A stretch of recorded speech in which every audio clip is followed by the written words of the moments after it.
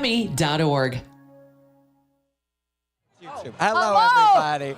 We're back. Yeah, we're back. We Jenna just know Rae. too many people here. We're just we were we're just talking to everybody. So Yeah. we have Jenna Rae here from WTMJ Milwaukee. Hello, happy to be here. You look gorgeous, first you and do. foremost. Look at that blue. Thank you. I told Matt I was hoping we would do our interview in a hot tub, but I guess that's not happening today. Which was actually on my Emmy submission this year. There you go. Perfect. It's a possibility. Yeah. Perfect. Yeah. So listen, you're nominated here for outstanding achievement for news gathering. That's the goal, right?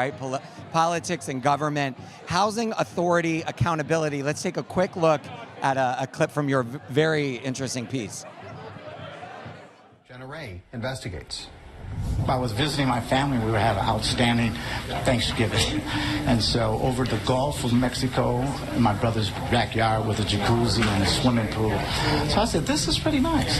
That is Willie Hines, the head of the Housing Authority of the city of Milwaukee. He's been raking in about $250,000 a year, a salary that's paid for by you. Days after he announced his retirement, he shared how he came to that decision while on vacation. With a jacuzzi and a swimming pool. All while residents say they've been living in squalor. The rats are so bad you can't sit out on your patio. Bed bugs in the washer, the dryer on the floor. So, Jenna, this is a continuation of a story that actually won the Emmy last year. So tell us a little bit about the behind the scenes. You've been working on this for 2 years. For a little more than 2 years now, it's residents who are living in Section 8 housing in Milwaukee.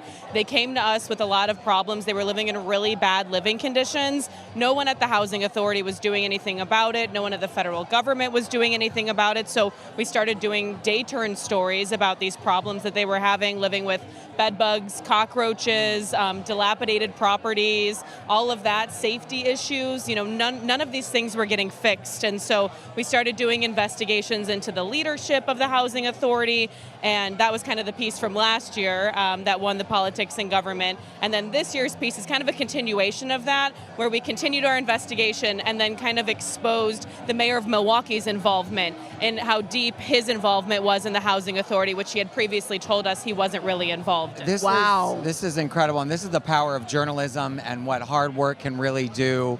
Is that something you think about? Because it's one thing to, I'm going to tell a story, but you're changing political structure and people's lives. Well, and I think we did make a lot of changes for this. We not only did reporting on this, there were other local groups on the ground that were helping residents, some nonprofits, but all of our work combined brought in the federal government to offer more sanctions for the Housing Authority. They made them restructure a lot of things. They ended up forcing them to outsource their Section 8 programming to a completely other business. A lot of changes that we were able to make for residents through our reporting, and now they're living in, not perfect conditions, but things are a lot better than they were 2 years ago, and I'm really proud of that.